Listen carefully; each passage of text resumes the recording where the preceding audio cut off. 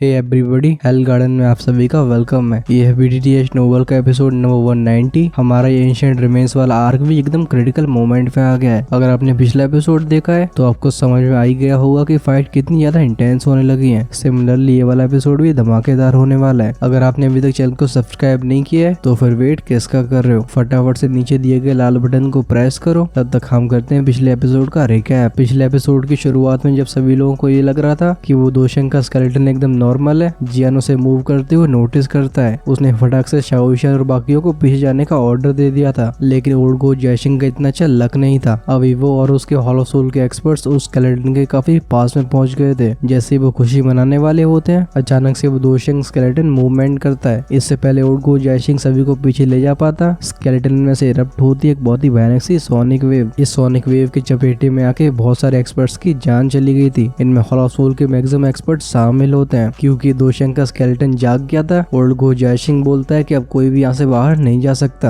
Of course जब तक इस स्केलेटन को हरा नहीं दिया जाता, बट क्योंकि मुसीबत का कारण यही है तो फिर जियान कहता है कि तुम्हें सबसे पहले हमला करना होगा। जब ओल्ड जयसिंह के ऊपर और भी प्रेशर बढ़ता है, वो समझ गया था कि यहाँ पे दाल नहीं गलने वाली। वो अपनी दांती मीज के सीधा स्केलेटन से टकराने लगता है। भले दोशंग का स्केलेटन दूर से काफी वीक लग रहा हो, लेकिन उसने ओल्ड जयसिंह की हालत बहुत खराब कर दी थी। तभी हॉल के अंदर से आते हैं 6 पपेट्स। इनकी स्ट्रेंथ भी 2 जोन की होती है। ओल्ड जयसिंह समझ गया था कि जैसे ही पपेट्स उसे फाइट करना शुरू करेंगे, उसका तुरंत ही काम तमाम हो जाएगा। वो हेवन फीनिक्स डीमन ट्राइब के उस ओल्ड मैन टेंग जैन बिंग जुंजे और जियान को इनवाइट करता है। ऐसी सिचुएशन में ये लोग बिल्कुल डिसएग्री नहीं कर सकते थे। बस यहीं से एक इंटेंस फाइट शुरू हो गई थी। बैटल के बीच में जब जियान स्केलेटन की रिबकेज के ऊपर हमला करता है तो उस जगह का वो ब्लडी ऑरा कम हो गया था। जियान को हड्डियों में कुछ मिस्टीरियस वर्ड्स दिखाई देते हैं। वो समझ गया था कि ये टियान क्लास की 2 टेक्निक। स्केलेटन की आंखों को डेम होते हुए देख ओल्ड जयसिंह भी एक्साइटेड हो जाता है। इन 5 के अटैक्स की इंटेंसिटी बढ़ जाती है। जब एंड में जाके सभी को ये लग रहा होता है कि दोशंग स्केलेटन अपनी लिमिट पे पहुंच गया है, अचानक से स्केलेटन ने मूव करना बंद कर दिया था। इसी इंस्टेंट पे जियान की इंस्टिंक्ट चीखने लगती हैं। उससे फीलिंग आती है कि अगर वो पीछे नहीं गया तो फिर वो अपनी जान को नहीं बचा पाएगा। जियान बिना हेजिटेट करे अपने ग्रुप को लेके फटाक से यहाँ से बाहर जाने लगा था। ओल्ड जयसिंह और बाकियों ने भी खतरे को सेंस कर लिया था। वो भी फटाक से वहाँ से रफू चक्कर हो लेते हैं, लेकिन ये सभी बहुत दूरी तक नहीं पहुंच पाए थे। तभी स्केलेटन के मुंह से आवाज आती है ग्रेट हेवन फॉर्चून पाम। बस यहीं से खलबली मचनी शुरू हो गई थी। स्केलेटन की इस भयानक सी टेक्निक की वजह से यहाँ पे इकट्ठे हुए कई एक्सपर्ट्स को अपनी जान गंवानी पड़ती है। एक पल के लिए तो जियान ने भी मौत को सामने खड़ा देखा था। खैर, पूरी सीन के बारे में जानने के लिए आपको तो पिछला एपिसोड देखना ही होगा। एंड में जाके जिन जिन की जान बची थी वो स्क्वायर से बाहर आ गए थे। अभी जियान की नजरें होती है मेन हॉल की तरफ। वेल एग्जैक्टली वो देख रहा होता है हवा में। अभी वहाँ पे वो स्केलेटन खड़ा हुआ है। उसे देख के जियान कहता है टियान क्लास 2 टेक्निक। यहीं से होती है हमारे इस एपिसोड की शुरुआत। जब इस स्केलेटन को देख के जियान की धड़कनें बढ़ गई थी। ओल्ड